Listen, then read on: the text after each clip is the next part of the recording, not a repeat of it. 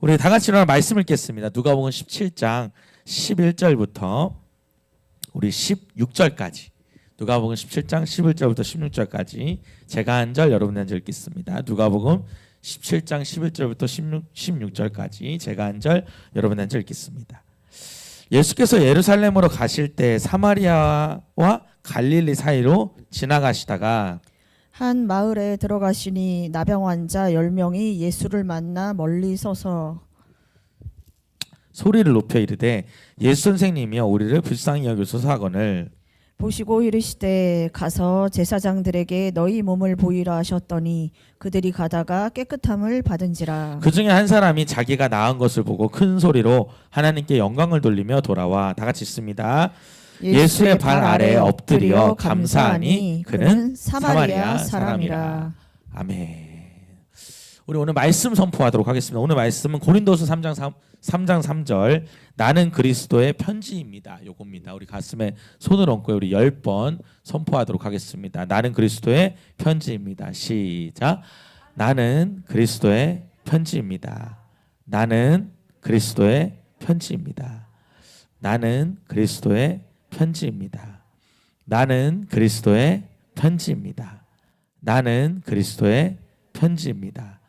나는 그리스도의 편지입니다. 나는 그리스도의 편지입니다. 나는 그리스도의 편지입니다. 나는 그리스도의 편지입니다. 마지막으로 나는 그리스도의 편지입니다. 우리 옆에 사람한테도 이렇게 선포합시다. 당신은 그리스도의 좋은 편지입니다. 다시 한번 당신은 그리스도의 좋은 편지입니다.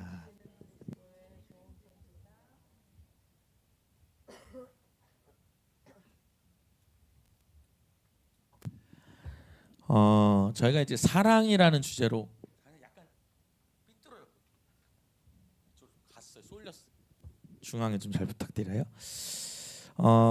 사랑이라는 주제로 이제 설교를 하고 있는데요. 이제 말씀드렸지만 좀 안 맞을 수 있어요. 메시지랑 행사랑. 왜냐하면 오늘은 어버이 주일이 맞습니다. 맞는데 그럼 어버이날 지났어요? 안 지났어요? 지났잖아요. 그러니까 좀 안 맞는 거예요. 그래서 제가 말씀을 땡겨서 전하고 있습니다. 그래서 지난주에 저희가 이제 어버이날 설교를 했고 행사는 어린이날 행사를 했고 그 전주에 저희가 이제 어린이날 메시지를 전했고 그 다음에 이제 진행을 이렇게 하고 있습니다. 그래서 오늘은 저희가 메시지는 스승의 날 메시지인데 행사는 어버이날로 한다. 왜 이렇게 하냐면 지났는데 메시지를 들어서 의미가 없어 보이는 거예요. 제가 보기에는. 그 날을 맞이하기 전에 메시지를 들어야 적용을 해야 되지 않나 이렇게 생각해서 오늘은 스승의 날에 대해서 좀 이야기를 나누려고 합니다. 참고로 우리 양정영 원사님이 이번 주에 이 아버님이 하나님 품에 안 계셨잖아요. 그런데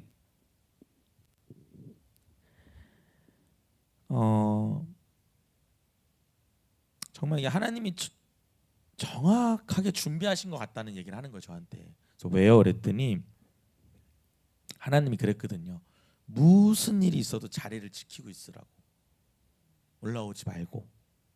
근데 아버님이 이렇게 갈 줄 모르고 그냥 하나님이 그렇게 하라니까 자리를 지킨 거예요. 그래서 면회할 때마다 다 가고 막 동생들이 좀 뭐라고 해도 다 있었던 거예요. 근데 아버님이 일찍 가셨잖아요. 그러니까 너무 자기는 충분히 인사가 되고 충분히 기도도 해드렸다는 거죠. 그리고 중요한 건 이제 아버님이 사실 저도 이렇게 일찍 가실 줄은 몰랐는데 이제 이동을 해야 되는데 병원을 이제 연명 치료 안 한다고 하니까 나가라 그러더래요. 그래서 병원을 이동해야 되는데 그러는 중에 이제 돌아가신 거거든요. 그런데 연명 치료 안 하니까. 근데 이제 동생한테 전화가 왔다는 거예요. 그때 자기 이제 내려가고 있었는데 제가 그랬거든요. 월요일 날 그래도 권사님 내려가시라고. 그래서 그날 올라오신 거예요. 그래서 내려가는데 이제 전화가 온 거예요. 동생이 전화가 와서 아버지가 이제 위독하다. 마지막으로 하고 싶은 얘기를 하라고. 근데 그때 권사님이 들은 설교가 생각이 나더래요.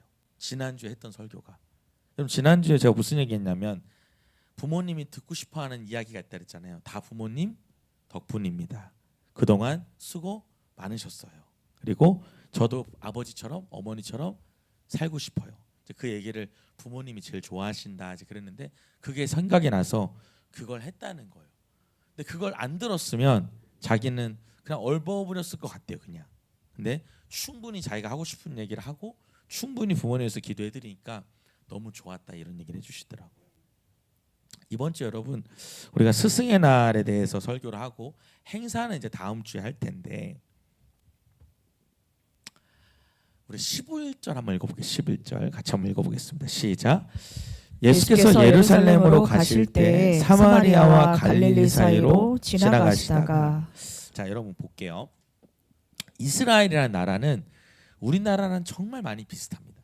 많이 비슷하고 나라도 좀 길다란데 이 사마리아라고 하는 지형이 가운데 있고요.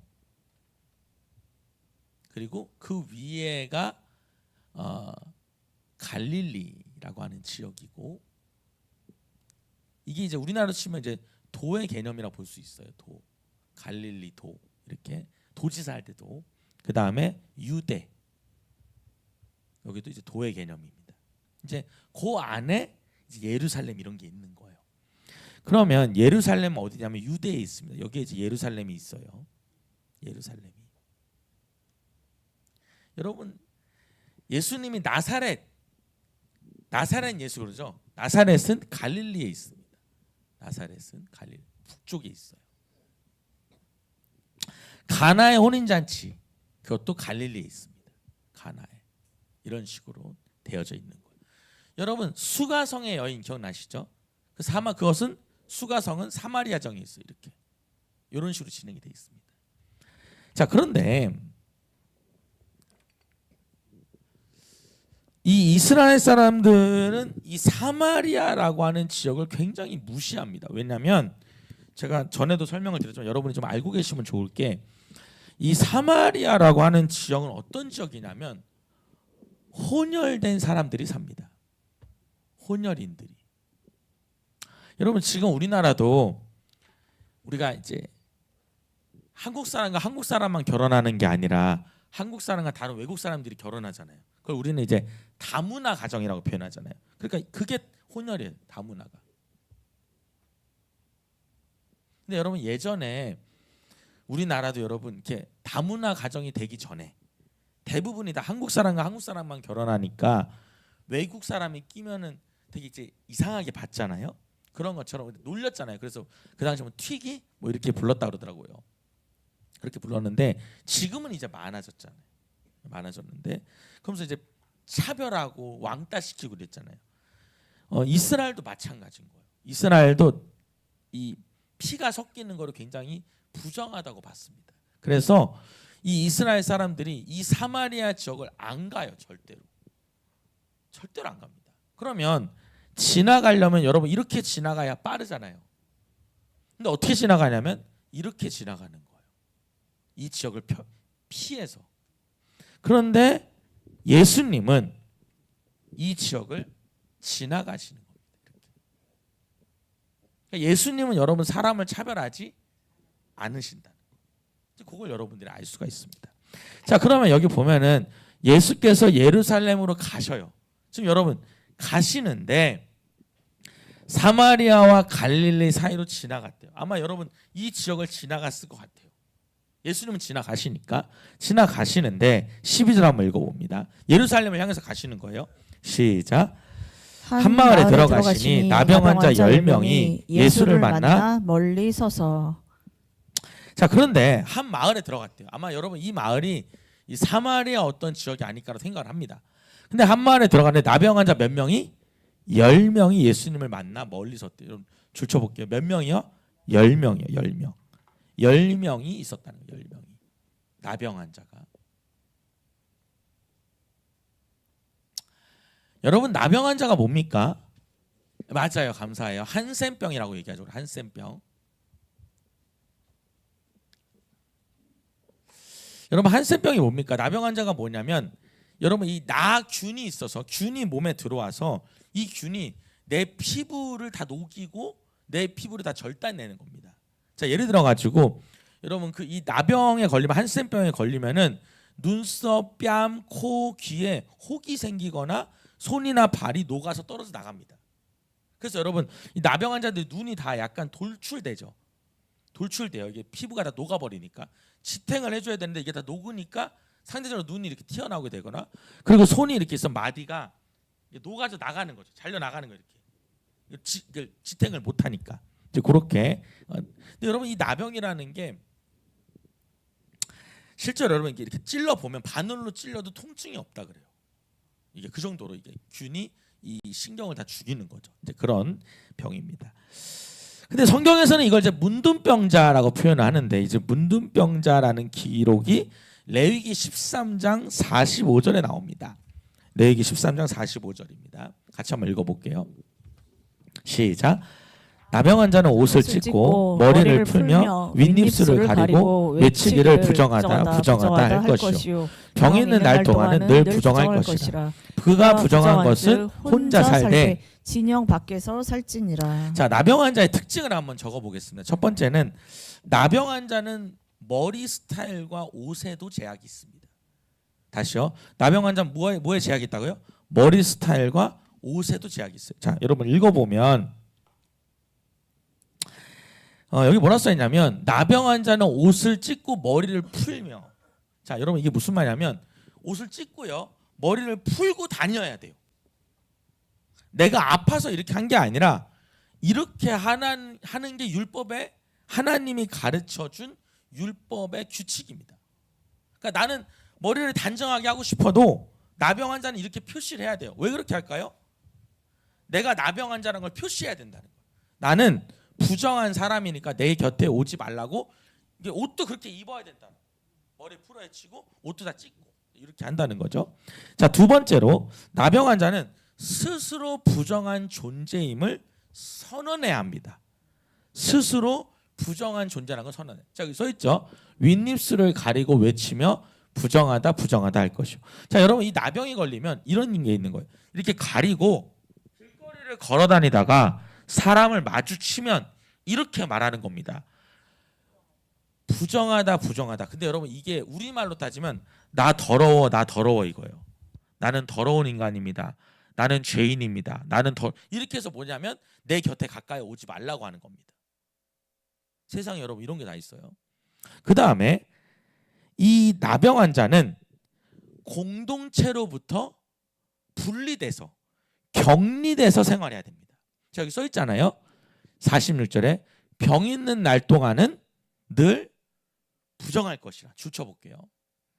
그러니까 나병이 걸리는 것 자체가 굉장히 부정한 사람이라는 거예요. 더러운 사람이라는 거고 그가 부정한즉 혼자 살고 진영 밖에서 살지다. 그러니까 여러분 같이 이렇게 못 살아요. 따로 멀리 떨어져 살아야 돼요. 뭐 어디 전원에 가 살아야 되는 거죠. 왜? 이게 부정한 사람이니까. 그래서 여러분 민수기 5장 2절에도 보면은 제가 읽어드릴게요. 이스라엘 자손에게 명령하여 모든 나병 환자와 유출병이 있는 자와 죽음으로 말미암아 부정하게 된 자는 어디로 보낸다? 진영 밖으로 내보내요. 그래서 남녀를 막론하고 다 진영 밖으로 내보내요. 그들이 진영을 더럽히게 하지 말라. 내가 그 진영 가운데 거느리라. 그러니까 여러분 그들이 있으면 그 지역이 더러워진다고 보는 거예요. 그래서 따로 살아야 된다. 그런 거고요. 네 번째 특징은 뭐냐면 성전에 들어갈 수도 없습니다. 당연히. 성전에 갈 수가 없어요. 왜? 부정한 사람들이니까요. 자, 그럼 여러분 저를 봅시다. 여러분이 나병 환자라면 이 나병 환자의 마음은 어떨까요? 나병 환자의 의식, 나병 환자의 생각이 어떨까요? 여러분 굉장히 밝고 긍정적일까요? 어둡고 부정적일까요? 어둡고 부정적일까요? 한번 생각해 보면 여러분 생각해 보세요. 머리 맨날 풀어헤치고 옷 찢겨져 가지고 입 가리면서 나는 더러워 하고 살면서 혼자 살아요. 그리고 교회도 못 가요. 여러분 이 사람의 이 자존감이 어떻겠냐고요. 아마도 여러분 이럴 것 같아요. 제가 해보면 굉장히 수치심이 많을 것 같아요. 그리고 굉장히 사람들이 자기를 무시한다고 느낄 것 같아요. 실제로 무시도 하고 저 나병 환자야. 으아 냄새 난다. 눈도 이상해 이럴 거 아니에요. 그리고 그러다 보니까 세상에 대한 뭐가 있어요? 서러움도 많을 거고 그러다 보면 이제 여러분 분노도 나오겠죠. 다 여러분 안 좋게 보일 거 아니에요. 그러면 여러분 마음이 어떻겠어요? 늘 부정적이겠죠. 그리고 거꾸로 이런 것도 있을 것 같아요. 되게 외로울 것 같기도 해요. 혼자 사니까. 이것이 이제 이 나병 환자의 모습인 겁니다. 근데 여러분 이 나병 환자들이 실제로 우리나라에서도 여러분 소록도라고 하는 섬에 모여 살죠. 모여 살아서 실제로 그들이 이제 그들끼리만 이제 그렇게 살아요. 근데 여러분 예수님이 왔다는 겁니다. 예수님 왔어요.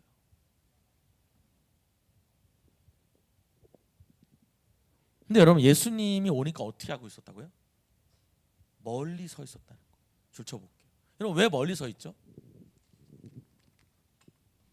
예수님 왔는데 빨리 가야죠. 자기들은 부정한 사람들이니까 예수님께 가까이 갈 수가 없는 거예요. 멀리 서서 있어요. 자 13절 한번 읽어보겠습니다. 시작. 소리를 높여 이르되 예수 선생님이여 우리를 불쌍히 여기소서 하거늘. 근데 여러분 멀리 서 있는데 예수님을 만나야 되니까 할 수 있는 게 뭐예요? 소리를 지르는 거예요. 왜냐면 멀리 있으니까 나 여기 있다고 우리 여기 있어요 라고 하는 거죠. 그래서 소리 높여 뭐라 했냐면 선생님이여 우리를 불쌍히 여기소서 하는 거예요. 예수 선생님 우리 여기 있어요 한번 외치는 거죠. 여러분 엄청나게 간절히 외치겠죠. 내 병이 나아야 되니까. 내 몰골이 내 삶이 너무 많이 망가졌잖아요. 얼마나 간절히 부르겠냐는 거죠. 근데 여러분 막 부르니까 불쌍히 여달라고 예수님이 쳐다보십니다. 14절 봅니다. 시작. 보시고 이르시되 가서 제사장들에게 너희 몸을 보이라 하셨더니 그들이 가다가 깨끗함을 받은지라. 너는 막 소리를 지르니까 우리 좀 불쌍해 막 소리니까 예수님 본 거예요. 딱 보니까 제사장들이 뭐라 그래요? 제사장들에게 너희 몸을 보이라고 하는 거예요. 갑자기 뭔 소리지? 자 보세요. 이 사람이 뭐라 그래요?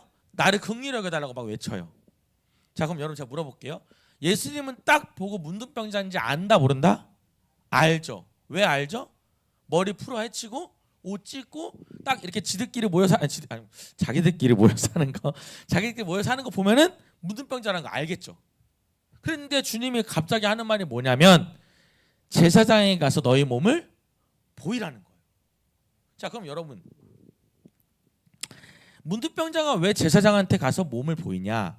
문둥병자가 지금으로 따지면 목사님한테 가서 몸을 보이는 거예요. 왜 보이냐? 여러분 그 당시에는 의사가 몸을 진단해 주는 게 아니라 의사가 증명서를 끊어주는 게 아니라 목사님이 이 사람의 상태를 끊어준단 말입니다. 그래서 목사님한테 확인을 받아야 되는 거예요. 자 한번 찾아보겠습니다. 레위기 13장 9절 한번 읽어볼게요. 잘 적어놓으시고 레위기 13장 9절을 보면 한번 읽어보겠습니다.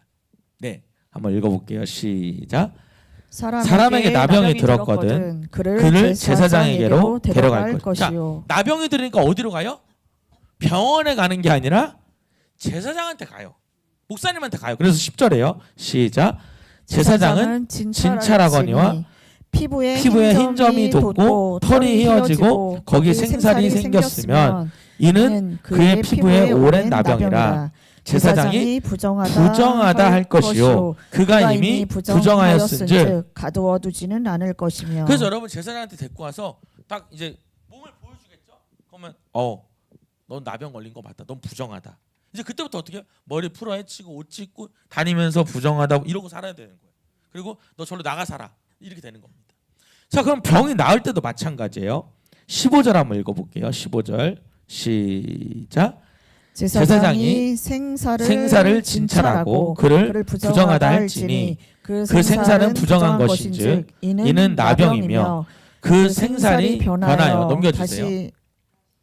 그 생살이 변하여 다시 휘어지면 제사장들에게 갈 것이요. 17절에 제사장은 그를 진찰하여 그 환부가 휘어졌으면 환자를 정하다 할지니 그는 정하니라. 자 그럼 여러분 보세요. 병이 나았으니까 어떻게 해요?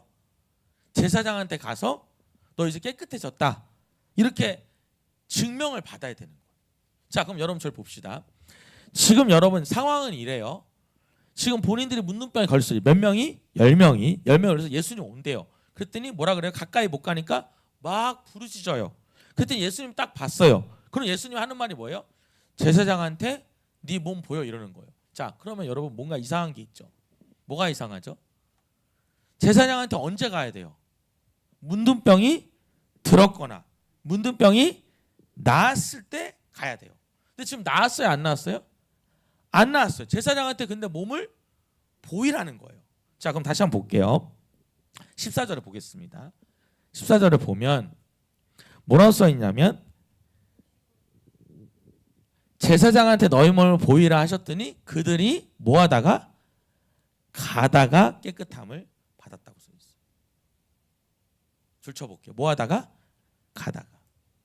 자, 그럼 여러분 거기 가다가에다가 이런 얘기죠. 자, 제사장한테 먼저 가. 그래서 가는 도중에 몸이 나았다는 거예요.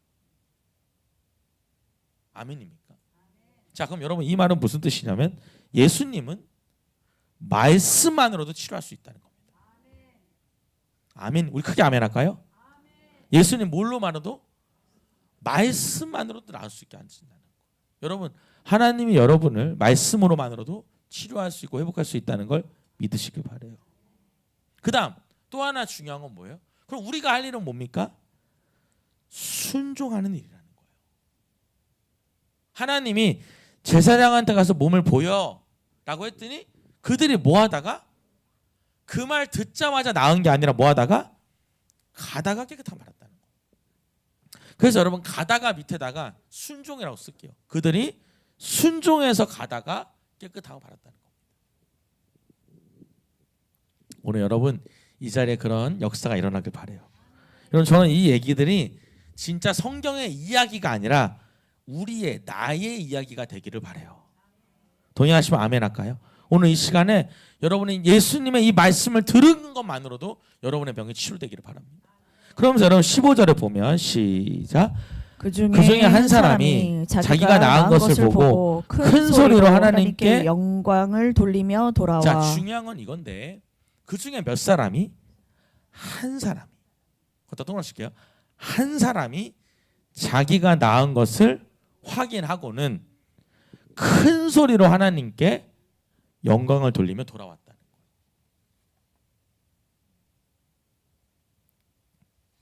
자, 여러분 지금 몇 사람 왔다고요? 10사람한테 하나 명령했어요. 제사장한테 가서 보여. 그랬더니 그들이 뭐 하다가 가는 중에 나왔어요. 근데 몇 사람이 돌아왔다고요? 한 사람이 돌아와서 감사를 했다는 겁니다. 자, 그럼 여러분 나머지 9사람은 왜 안 왔죠? 자, 여러분 9사람은 왜 안 왔을까요? 안 나와서 나왔습니다. 17절 한번 읽어볼게요. 예수님 뭐라 그러는지 시작. 예수께서 대답하여 이르시되 열 사람이 다 깨끗함을 받지 아니하였느냐? 그 9은 어디 있느냐? 예수님 말해줘요. 10사람 다 치유받았는데 9명 어디 갔냐 이러는. 그럼 여러분 안 나와서 안 온 게 아니고요. 나왔는데 안 왔다 이 말이에요. 자, 그럼 여러분 이렇게 말해볼까요? 옆에다 한번 적어보겠습니다. 첫 번째는 단 한 사람만 감사했다는 거예요. 뭐 했다고요? 단 한 사람만 감사했다. 자, 그럼 여러분 이렇게 될 수 있어요. 우리가 누구나 다 하나님의 은혜를 받아도 아멘? 그 은혜에 대해서 감사하는 사람은 소수다 다수다? 극소수다라는 걸 볼 수가 있어요. 여러분 저는 여러분이 그 극소수가 되기를 원해요. 여러분이 그 한 사람이 됐으면 좋겠어요.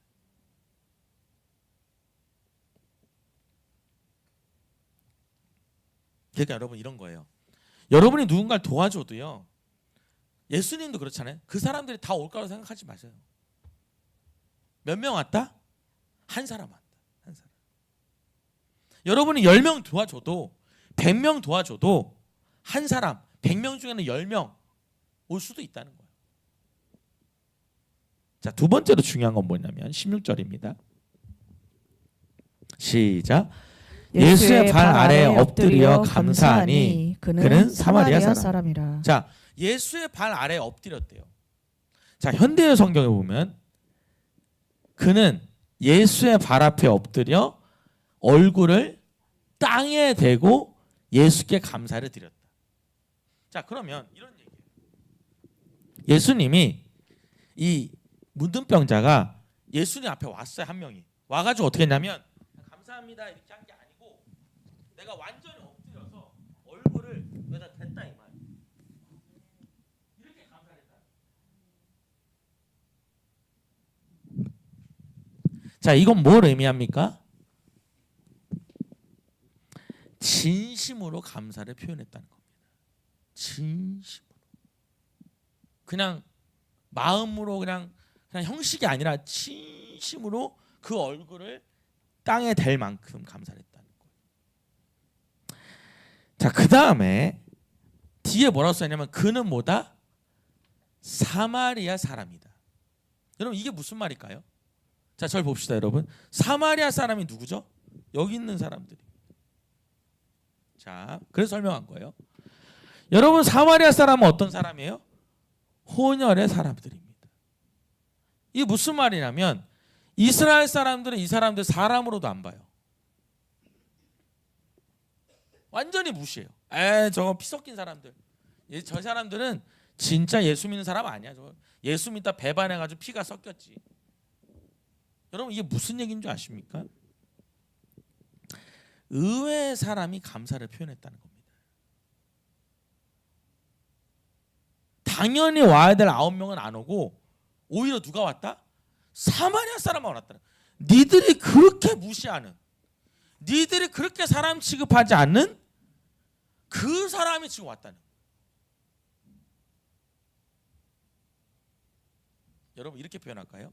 여러분도 누군가를 도울 때요 그걸 아셔야 돼요.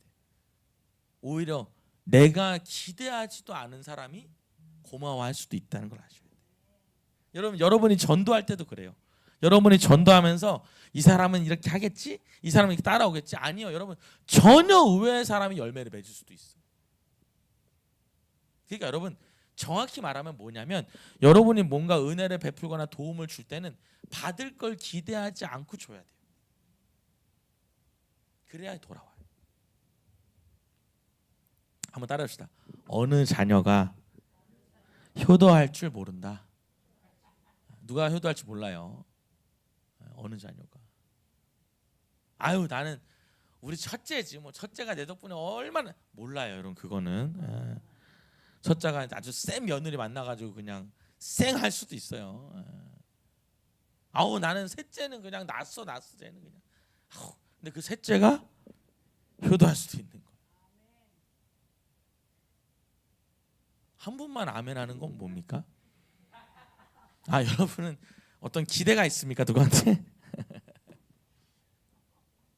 여러분 어느 제자가 또 여러분이 전도한 누가 하나님의 큰 일꾼이 될지 모릅니다. 동의하시면 크게 아멘 할까요? 내가 이 사람은 그냥 교회만 다니려고 했는데 목사가 될 줄 누가 알아요? 그냥 영원히 그냥 불쌍해서 데리고 왔는데 이 사람이 오히려 큰일 할 줄 누가 압니까?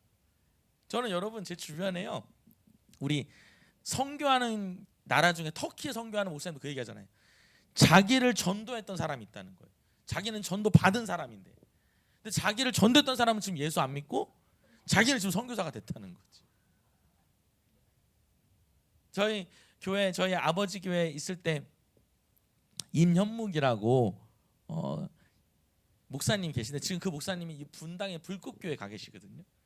근데 그 현묵이 형도 그 얘기예요. 뭐냐면 자기를 전도한 친구가 있는 거예요. 그래서 전도해가지고 저희 아버지 교회 데려다 놓은 거예요. 그럼 본인은 한 달 있다 교회를 그만둔 거예요. 그리고 본인은 지금 목사까지 된 거예요. 그러니까 여러분 우리가 어디서 어떤 열매가 될지 모른다 이 말이에요. 지금 여러분 여기서 의외로 사마리아 사람이라는 건 무슨 말이냐면 지금 당연히 와야 될 이스라엘 사람들은 안 오고 얘가 왔다는 거예요. 얘가 이 얘기.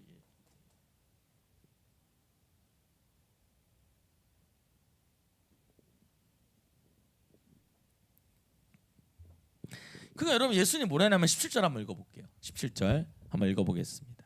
시작. 예수께서 대답하여 이르시되 열 사람이 다 깨끗함을 받지 아니하였느냐. 그 아홉은 어디 있느냐. 그 여러분 그 아홉은 어디 있냐 이 말은 뭐예요? 와야 된다는 거야, 안 와야 된다는 거야? 얘네들 왜 안 오냐 이 말이에요. 얘네도 났는데 얘네 왜 안 오냐? 그러면서 18절에 보면 시작. 이 이방인 외에는 하나님께 영광을 돌리러 돌아온 자가 없느냐 하시고. 그러면 이 이방인 빼고는, 이 사마리아 사람 빼고는 하나님께 영광을 돌릴 사람이 없냐 이렇게 말해요. 그럼 여러분 무슨 말이에요? 다 하나님께 영광을 돌려야 된다는 거예요. 그걸 원하신다는 거죠. 근데 누구 왔다? 한 사람. 그것도 어디 사람? 사마리아 사람만 왔다 이 말. 여러분 한번 따라합시다. 하나님께 영광을 돌려야 한다. 아멘.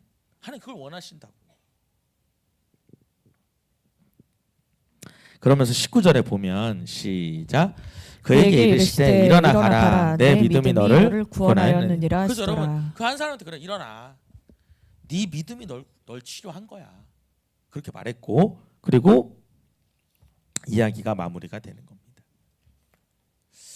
오늘 여러분 저는요 이 말씀을 전하면서 이제 거기에 집중하고 싶었어요. 그 아홉은 어디 있느냐? 어디 갔을까요, 여러분?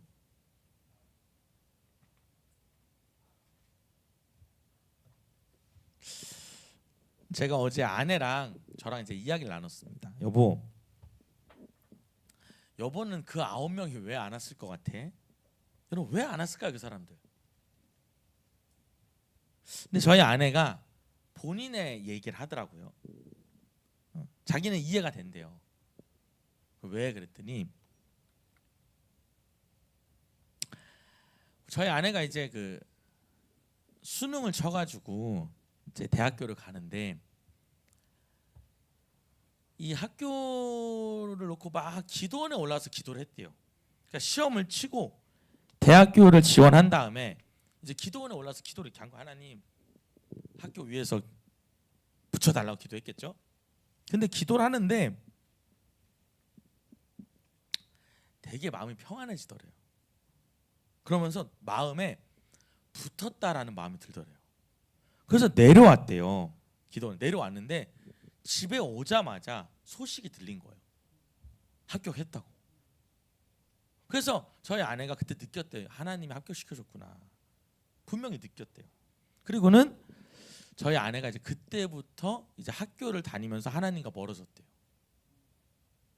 왜 멀어졌는데 그랬더니 여러분 그렇게 대학교 가려고 막 공부하고 기도하고 막 이러다 보니까 대학교 가니까 너무 좋더라는 거예요. 그래서 이제 이게 마시고 이게 너무 좋아서 앞에만 보세요. 뒤에 보지 마시고. 그래가지고 이제 하나님과 멀어졌다. 여러분 다시 얘기를 돌아와 볼게요. 제가 아까 물어봤죠. 문둥병자의 마음이 어땠겠어요? 수치스럽고 늘 억울하고 그리고 늘 여러분 비참하고 외롭고 이랬을 거 아니에요. 그럼 여러분 병 났어요. 그럼 어떻게 했을까요? 저는 그런 생각해요. 9명이 그동안 못했던 거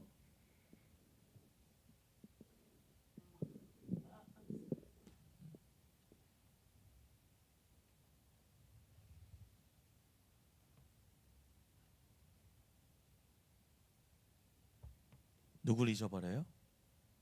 하나님을 잊어버리는 거예요. 감사를 잊어버리는 거예요. 오늘 여러분 저희 성도 중에 한 분이 우리 교회 성도님 한 분은 이런 분이 있어요. 매년마다 이 스승의 주간에는 저희 교회를 못 오고 저한테 얘기를, 목사님 저 이번 주에는 못 가요. 그럼 왜 못 오셔요? 그러면 저희 스승님 교회 가요. 이런 분이 있어요. 오늘도 가셨어요. 그래서 저는 너무 환영하죠. 갔다 오시라. 제가 물어봤어요. 이번에 집사님 근데요 어떻게 우리 집사님을 목사님을 해줬길래 그렇게 매년 찾아가냐고. 그랬더니 자기 대학교 다닐 때 1대1로 2년 동안 자기를 양육시켜줬대요. 1대1로.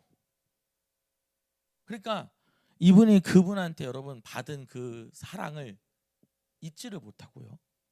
나이가 지금 10몇 년이 지나서도. 그리고 나중에 안 사실인데 저한테 해주는 얘기예요. 이 목사님이 너무 교회가 가난한데 자기 아들도 사달라는 걸 못 사주면서도 이제 이분 밥을 사준 거예요. 그러면서 여러분 본인 얼굴이 이렇게 붉어지더라고. 요번에 그 얘기를 하면서.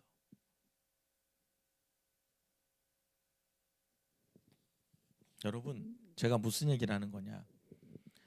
여러분이 받은 사랑을 잊어버리지 마시고 아멘. 거기에 대한 감사를 표현하는 한 주가 되었으면 좋겠어요. 아멘입니까? 왜 여러분 9명이 오지 않았을까 한번 적어볼게요. 제가 이제 추측해본 거예요. 첫 번째는 왜 우리는 감사를 잊어버리냐 이런 질문입니다. 첫 번째는 문제 해결에만 관심이 있기 때문입니다.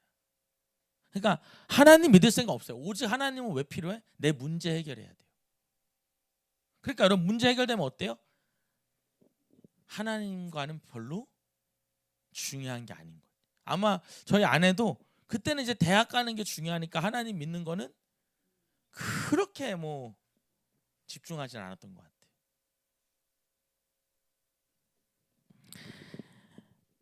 요한복음 6장 26절을 보면요. 제가 한번 읽어드릴 테니까 띄워주실 거예요. 같이 한번 읽어볼까요? 시작. 예수께서 대답하여 이르시되 내가 진실로 진실로 너에게 이르노니 너희가 나를 찾는 것은 표적을 본 까닭이 아니요 떡을 먹고 배부른 까닭이로다. 여러분 이게 뭐냐면 오병이어 사건에 대한 예수님의 대답입니다. 너희들이 왜 모였는지 알아? 너네 떡 먹고 배부르니까 모인 거잖아. 근데 여러분 저 보셔요. 오병이어 사건 이후로 여러분 예수님이요. 너희들 이게 중요한 게 아니라 하나님 따라가야 된다. 하나님 사랑한다. 이 설명하니까요. 그들이 다 떠납니다. 그러니까 그들이 모였던 이유는 뭐예요? 내가 배부르고 내가 먹을 것이 채워졌기 때문이라는 거예요. 여러분 저는 여러분한테 물어보고 싶어요. 여러분이 하나님을 믿을 때 내 필요한 거 채워지고 그러고 나서 나의 모습은 어떤지.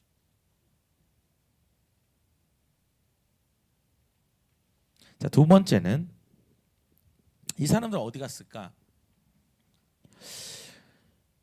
왜 오지 않았을까? 이전의 삶이 더 좋기 때문입니다. 내가 여러분 예수 안 믿을 때 삶이 더 좋은 거예요. 여러분 오늘 여러분 이렇게 오늘 주일날 여러분 예배 오는 거 쉬워요, 어려워요? 여러분 절대 쉬운 일이 아닙니다. 여러분 교회만 오면 됩니까? 봉사도 해야 되고 간편한 식탁도 해야 되고 청소도 해야 되고 헌금도 해야 되고. 예수 믿는 거 쉬운 거 아닙니다, 진짜. 그러니까 여러분 예수 믿는 것보다 예전처럼 사는 게 더 좋은 거예요. 자 보십시오. 내 문제는 해결됐잖아. 그러니까 누구 따라가는 게 아니라 예수님 따라가는 게 아니라 옛날 그 모습 그대로 살기 시작한다는 거예요.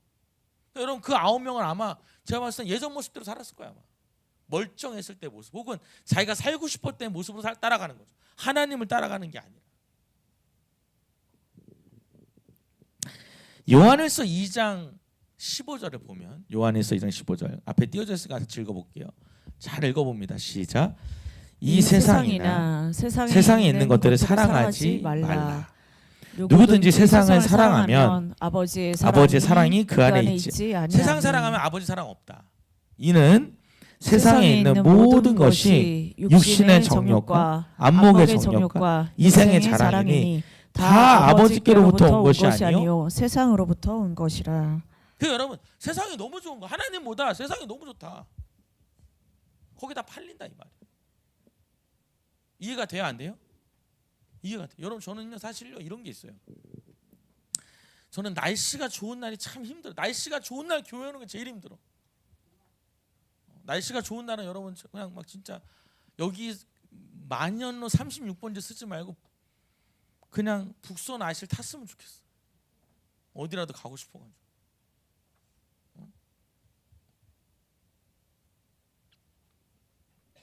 여러분 우리가요 하나님 떠난 삶이 더 편해요? 하나님 안에 사는 게 더 편해요?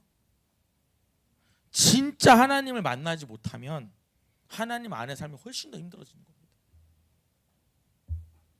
객관적으로도 여러분 하나님 믿는 게 더 힘들어요 사실은. 안 그럼 여러분 지금 이 시간에 여러분 그냥 이제 누워 있다가 이제 날씨 좋네 나가서 점심 먹고 놀아야 되겠다 이럴 거 아니에요 사실은. 자, 세 번째로 우리가 왜 기적을 체험하고 하나님 떠나냐? 진정한 회심이 아니라 순간적인 감정이기 때문입니다. 진짜 하나님께 돌아간 게 아니라 그냥 순간 감정적으로 그랬던 거예요.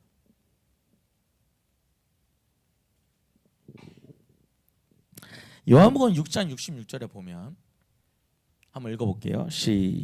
요한복음 6장 66절 시작. 그때부터 그의 제자 중에서 많은 사람이 떠나가고 다시 그와 함께 다니지 아니하더라. 오병이어 할 때는 다 모였다가요. 이제 오병이어 이게 중요한 게 아니라 내가 진짜 떡이야 그랬더니 다 떠나가는 거예요. 이해가 되십니까? 그리고 67절 한번 읽어볼게요. 시작. 예수께서 열두 제자에게 이르시되 너희도 가려느냐. 여러분 제자한테 그래. 너희도 갈 거냐? 여러분도 갈 겁니까? 그거 물어보시는 거예요. 그리고 64절에 보면 68절에 시작.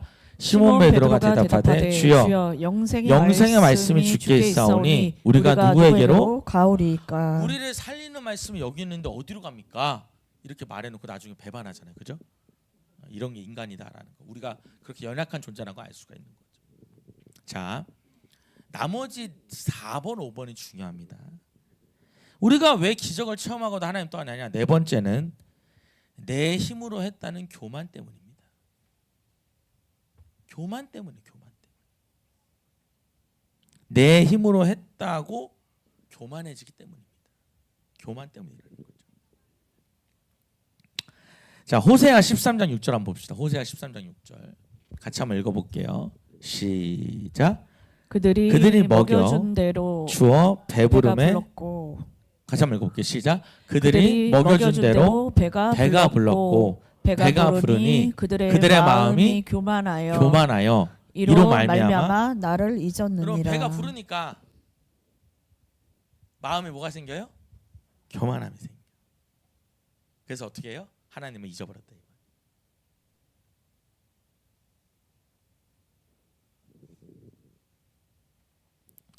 여러분 신명기 8장 13절 한번 읽어볼게요. 13절 시작.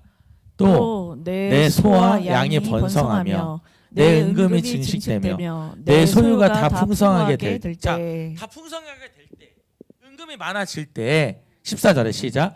네 마음이 교만하여 내 하나님 여호와를 잊어버릴까 염려하노라. 여호와는 너를 애굽 땅 종되었던 집에서 이끌어내시고. 여러분 교만이 뭡니까?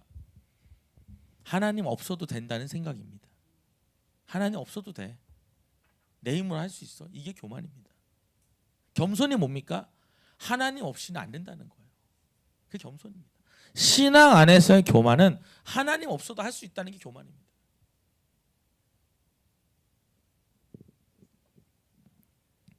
마지막 5번째 이유는 하나님을 도구처럼 생각했기 때문입니다. 뭐처럼? 도구처럼.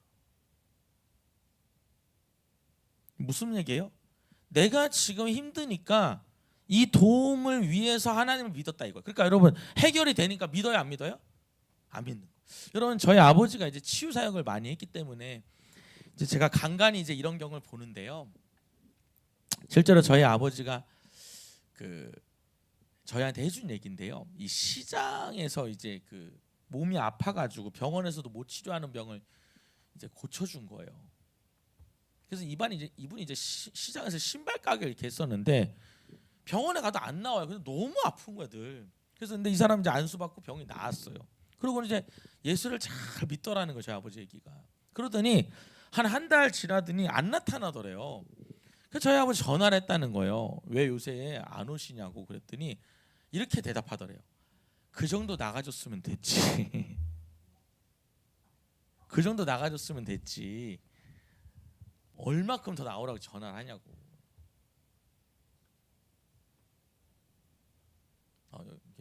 그러니까 웃으라고 한 얘기인데 다들 막 그런 인간이다. 우리가 그럴 수 있다는 겁니다, 여러분.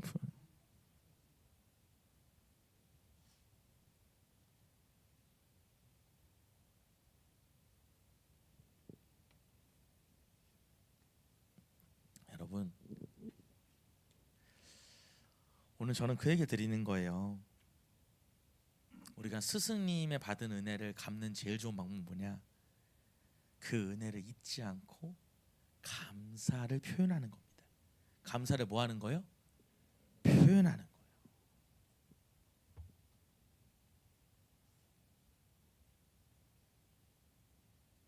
오늘 제가 집사님 한 분이랑 얘기했는데 어버이날 얘기를 하면서 좀 섭섭했다 그러시더라고요. 자기 딸이랑 있었던 얘기를 하시면서. 여러분, 그 엄마의 마음은 그런가 봐요. 그냥 문자라도 이렇게 해서 감사해주세요, 이렇게 이런 걸 원하는 건데 이제 그 딸이 좀 그렇게 안 했나 봐. 그러니까 그게 좀 서운했다 이 얘기를 하시더라고. 여러분, 그 은혜를 꼭 기억하십시오. 그리고 감사를 표현하는 분이 되셔요. 여러분 주일학교 때 혹은 여러분 청년 때 여러분 힘들 때 도와준 분들, 꼭 뭐 선생님이 아니더라도 그분들한테 감사를 표현해야 되겠더라고요. 저도 작년에는 제 마음이 너무 어려워서 제가 딱 한 분한테만 감사를 표현했던 것 같아요. 내가 마음이 너무 어려우니까. 근데 금년에는 이 말씀을 준비하면서 내가 가능하면 꼭 찾아뵈야 되겠다. 인사도 똑바로 하고. 여러분, 선생님만이 아닙니다. 여러분의 가족도 마찬가지예요. 여러분 있잖아요. 우리 특히 여자분들한테 제가 말씀드려요. 남편한테요, 못한 것만 얘기하지 말고, 제 얘기 듣고 있죠? 갑자기 스승의 날에서 또 남편으로 가. 그 다음 주에는 부부의 사랑 얘기할 거예요. 그러니까 다음 주에는 더 그런 얘기할 거니까 여러분이 꼭 있잖아요. 고마움을 표현해 주셔야 돼요. 여러분, 여자분들도 표현해 주기는 원하잖아요, 그죠?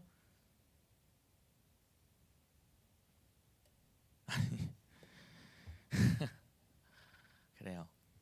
제가 대신 표현할게요. 그러니까 여자도 다 사랑을 표현 받기를 원하잖아요. 여러분, 남자도요, 수고했음을 표현 받기를 원해요. 우리 남편 잘하는 거 많다고 나가서는 막 그냥 남편 막 못한다고 얘기하는 분들 진짜 아닙니다. 누가 그러잖아요. 지혜로운 여자는요 그런 얘기 하더라고요. 남편이 못질해는 것만 봐도 짜증이 난대. 박아도 저렇게 박았나 싶어. 그래서 다시 박는데 자기가. 여러분, 근데요, 지혜로운 여자는 그렇더라도 말이라도 이렇게 못을 하나 박아도 이렇게 예술적으로 박는다고. 근데 그렇게 말한다는 거지. 그리고 출근하면 다시 박고 못 하나도 이렇게 받는다고 하면서. 이게 지혜로운 여자라는 거죠.